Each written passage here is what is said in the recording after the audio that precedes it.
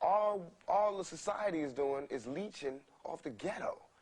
They use the ghetto for their pain, for their sorrow, for their culture, for their music, for their happiness, for their movies, to talk about boys in the hood. You know what I'm saying? Do they say that it's all right for Jewish managers to get young black kids with talent off the street without without lawyers and without people that was helping me in my benefit to make records?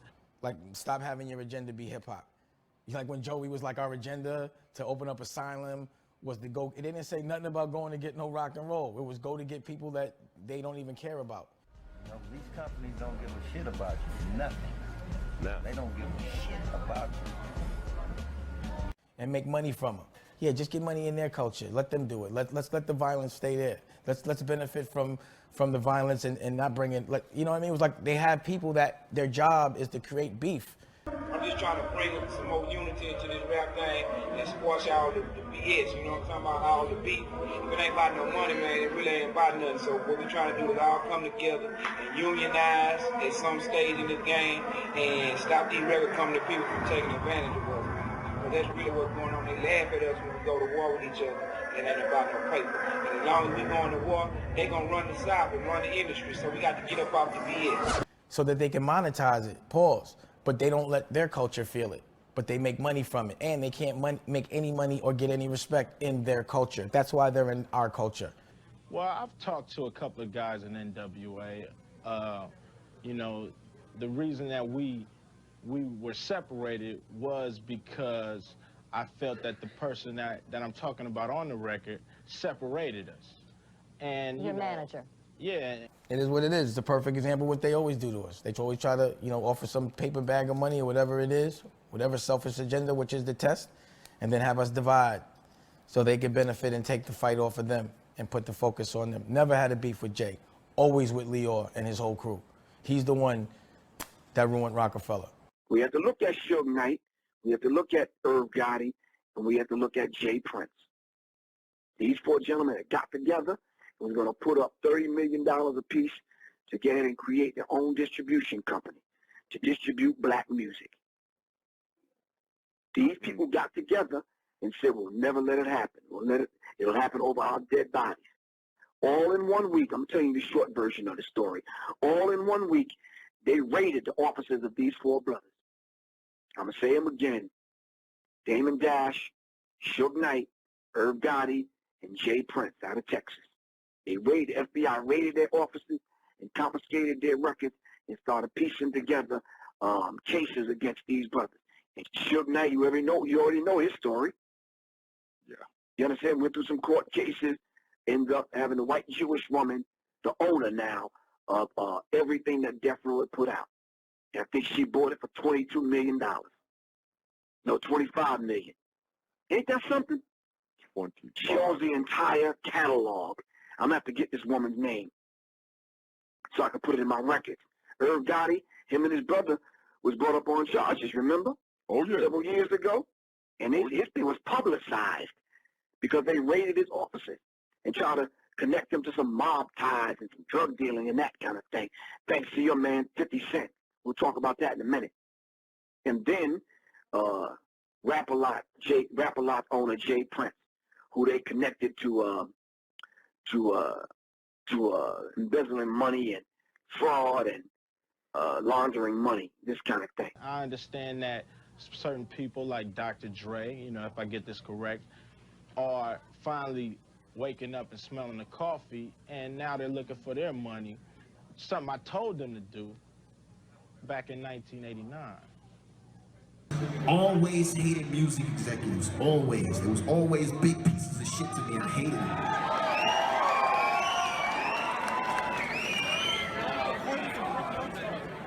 When I learned that the music business was really a shitty place to be, I quit. I actually quit like 9 years ago. I was done. I faced many crazy things in this business, and I've left many times, only to have to come back because my friends asked me to come back, right? But I had a call with Chili the other day, after I'm painted an anti-Semite, which is like death in the music business, right? Like you're fucking dead. Music, movies, TV, because you'll never be able to escape it. Because they won't understand where it comes from, because they just want to be victims. So when that happened, my career was over. I knew it, right? I knew it. And so Chill called me from prison. And I said, Chill, I'm done. I'm really done this time. And he said, nah, man, you can't let them win like that. And I was like, but I'm done. I'm not done because of that. I've been called worse than an anti-Semite. The worst thing I've ever been called is nigger. So I can handle that, right? But I've reached my limit. I've said my piece. I've said the things that I wanted to say. And with that, I retire, right? For me to be anti-Semitic in the business that I'm in would be economical disaster and suicide.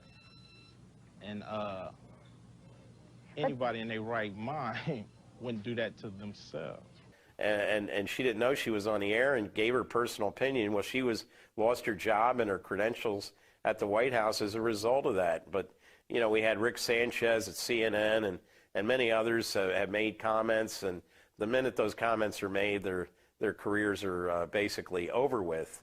Are they, as the Simon Wiesenthal Center, saying it's okay for people like Jerry Heller and Jewish managers to essentially exploit young black men?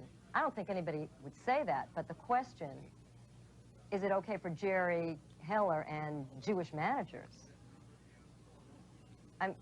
Is every manager who is white Jewish? Is every manager of a rap? No, not at all, but the Simon Wiesenthal usually backs the Jewish community. Did you know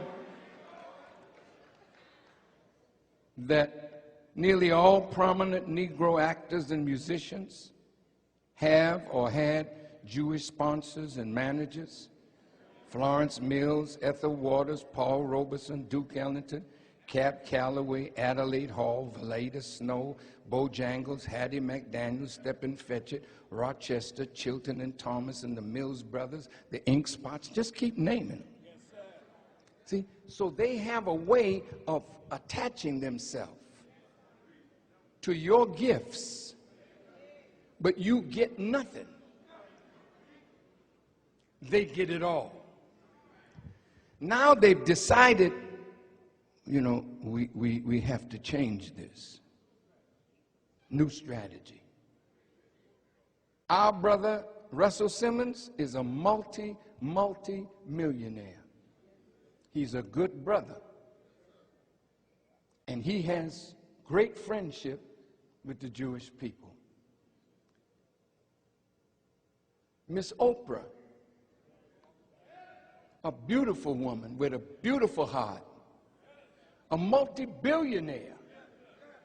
But there's a Jewish man that helped guide her career and make her who she is. P. Diddy,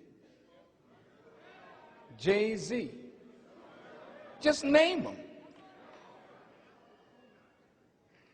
Even in hip-hop, Jews manage most of the black hip-hop artists. And man, I got something, I can't do it now, but they end up with nothing. They come with the bling bling and a nice car, and they show you that they're successful. But if you could see the breakdown of the record deals, they end up with nothing. Why did TLC hold Arista hostage? The record company, Clive Davis, we held them hostage like guns, the whole shebang. Yeah, it was like that. TLC had generated on Crazy Sexy Cool $75 million, and they gave us $50,000 a piece. I was like, what the hell?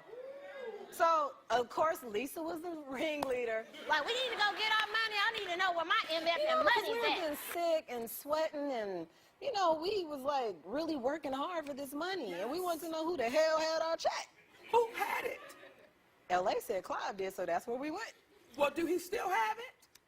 All of them got it. You know, nah. Give nah, me the names, because I'm going to talk to them right No. now. Hey, Clive, Sugar, how you doing? LA, all of you. Give them their money, Sugar. All of it. Y'all made $75 million, and they only got 50. They're missing about $70 million of their money. And now, I put a rapper up there as the King Kong, because I want you to understand, this whole thing that we call today hip-hop. Well, let's take a wild guess.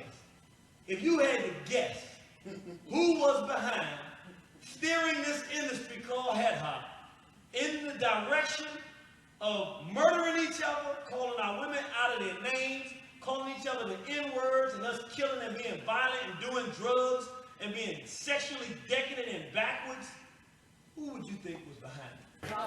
The most powerful guy in the hip-hop business would be Leroy Cohen, who was Russell's partner in Def Jam, who headed up the Universal Music Group and now is the chairman of Warner Brothers. I'm considered a very Jewish person in this business. The hip-hop world is loaded with people of the Jewish persuasion, which begs the question, why are Jews so crunk? We love the hip-hop. Seriously, we cannot get enough.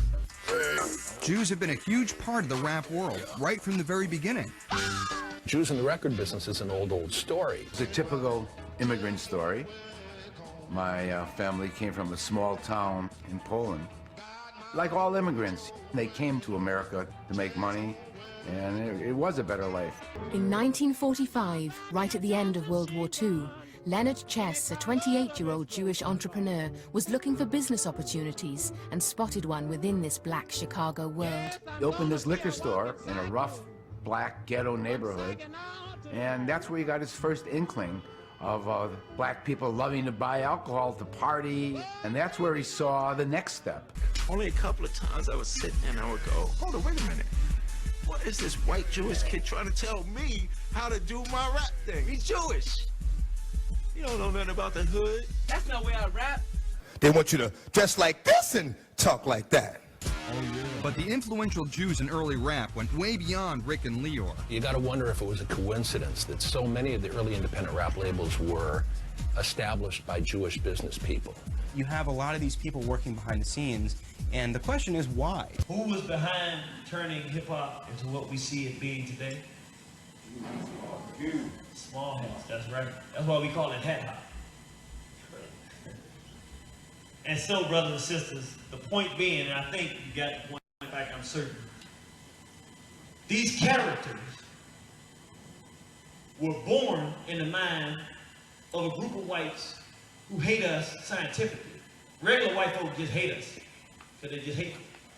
This group, hatred means destroy them mentally, destroy them physically, exploit them, rape them, kill them, murder them. Take everything that is them, their culture, their history, their books, their knowledge of self, their love for their women, their love for their parents, just destroy them entirely, step by step, all the way. And we have just broached the first stage in our understanding of entertainment and how it impacts black people. Because we've seen the creation of characters that if you look very hard at, characters of yesterday have not changed very much. Rich corporate America, white men, rich white men are benefiting from destroying you and destroying your culture and turning you all into uneducated pimps and hoes and drug dealers and gangbangers just so they could sell that hip-hop crap. So whenever you hear that hip-hop music playing about hoes and guns and I go pop, pop, pop, turn that shit off. And as for all these rich corporate cigar chomping, Dom Perignon sipping rich white men benefiting from destroying you and destroying your culture, tell them to go fuck themselves. Don't listen to their music. Major record labels started to pay more attention to it and became interested in how they can make mega bucks off this new thing called hip-hop. The truth is, once hip-hop was seen as a moneymaker, corporations started to sponsor it. The crazy thing is that you can equate hip-hop's exploitation to the same exploitation of colonialism. The four world powers called mother countries. England, France, Portugal, and Spain raped and exploited Africa, Latin America, and Asia. Today, 4 companies rape and exploit hip-hop music to the same degree. Sony BMG, Universal, EMI, and Warner control 85% of the music being released and 90% of the music distributed to retailers. You also have the radio stations controlled by either Clear Channel or Radio 1, and 92% of all music videos are controlled by one company, Viacom.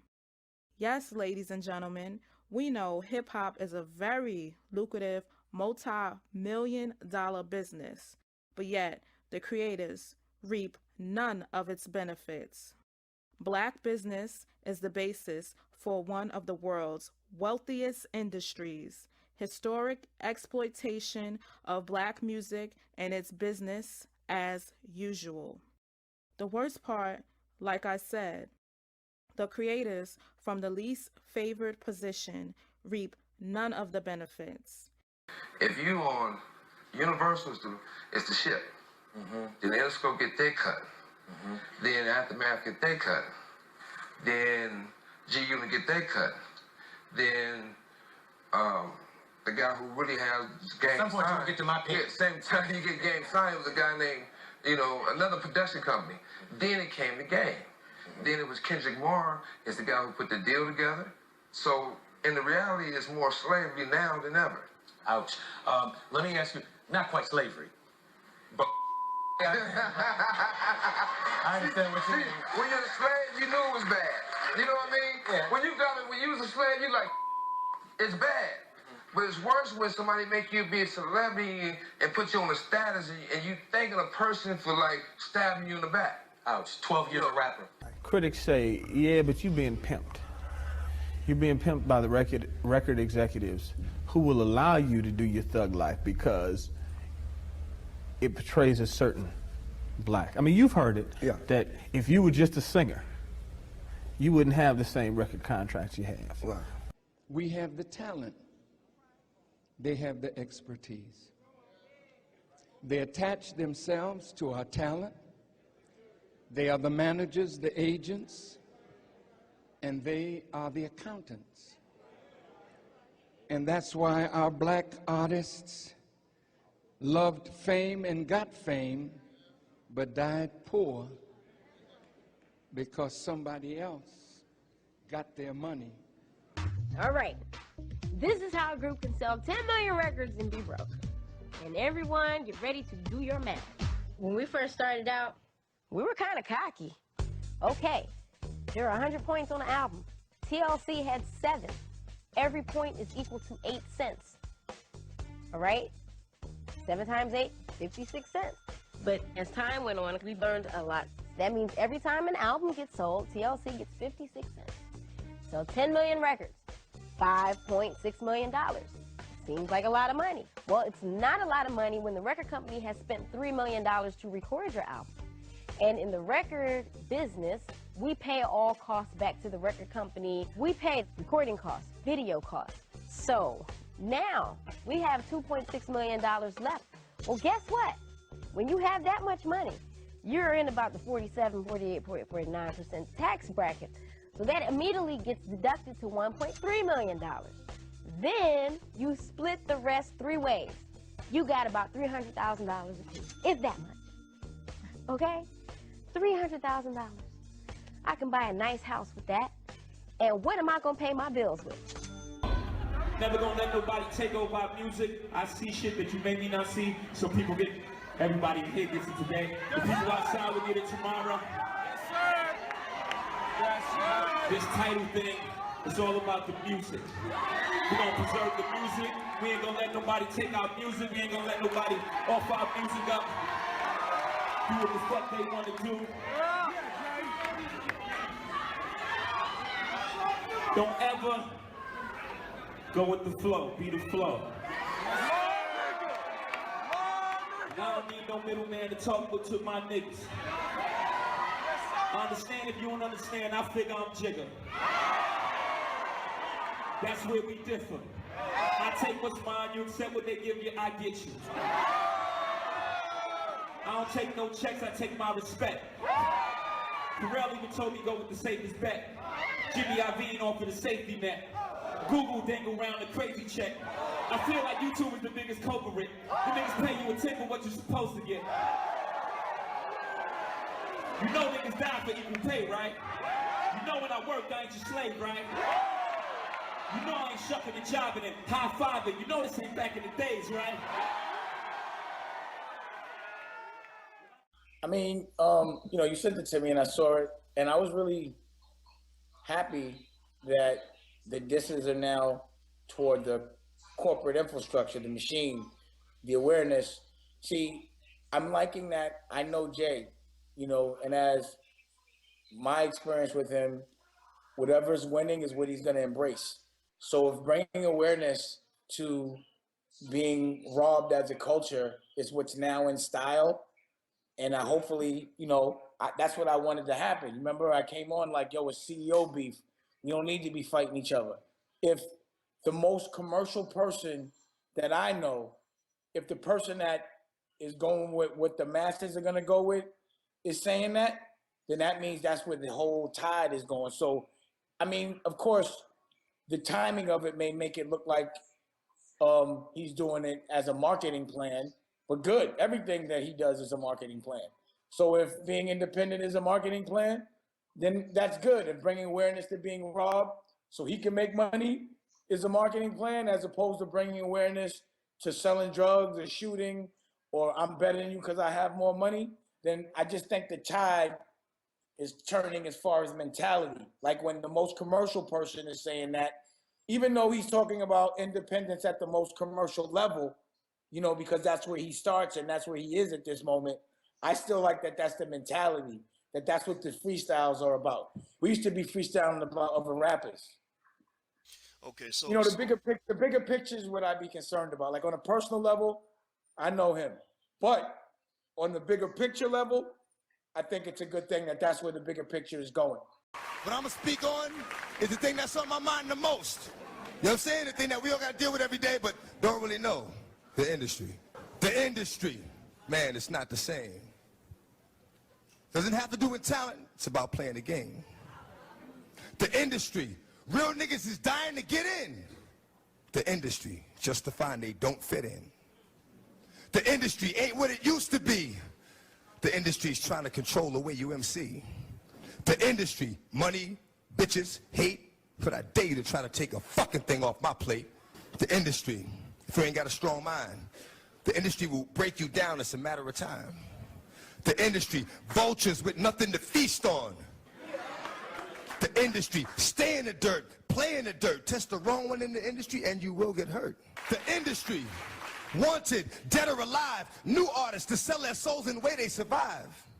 The industry don't give a fuck about you, but the industry couldn't make a dime without you.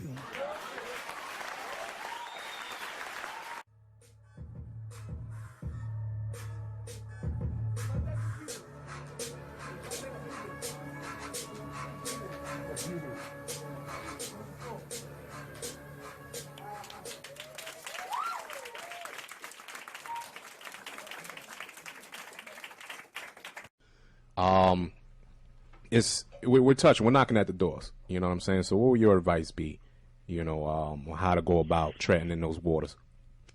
See, every musician has to make a decision. Every musician, whether they're a rapper, R&B singer, jazz player, it doesn't matter. And that decision is this.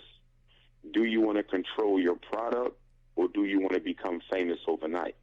Because what happens is if you choose the fame and the exposure and the reach, because the music companies control the distribution, they make it easy for anyone in the world to purchase your product. But look at the cost you pay for that. Getting 50 cents off of $1, you know, getting 5 points, 10 points, 20 points. That's not worth what they're doing for you. In the world we live in today, where you can sell your own music online, distribute your own music, it's just like an author. So I'm self-published. It would make no sense for me to go to a publishing company. I have many of them come to me wanting to make offers because of the popularity of my book, but I would rather, okay, do the work myself. I would rather control my product. Now, yeah, they could probably move millions of units for me, but at what cost? Even though you're moving millions of units, I'm still only receiving what I received publishing the book on my own. So for me, I'm not thirsty for the exposure. I don't have a problem with the gradual increase of readers of my book. And I think with black artists, they have to stop being so thirsty for the international spotlight. It will come if you handle your own business correctly. I just don't think the price is worth what you're going to lose by trading in ownership for exposure. You know, when hip-hop was still being sold out the backs of trunks, the brothers didn't make as much money, but they kept everything that they made.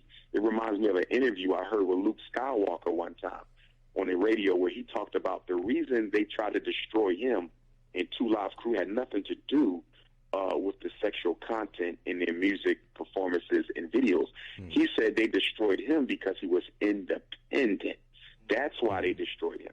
He said, I would not give them a cut of what I was doing, and that's why they came after us, not for pornography. You know, and he basically talked about, you know, selling your soul, not on the spiritual sense, but in the economic sense. And so for me, to the fullest extent you guys can, try to remain as independent as possible. And if you do have to sign a distribution deal, make sure there's clauses and controls in that allows you to separate, you know, when you decide that it's time to move on. But the only problem with that is the music industry is so powerful. You take the example of Prince or Michael Jackson, trying to separate can be hazardous to your health if you're a very successful artist. I think that Prince death scared a lot of artists.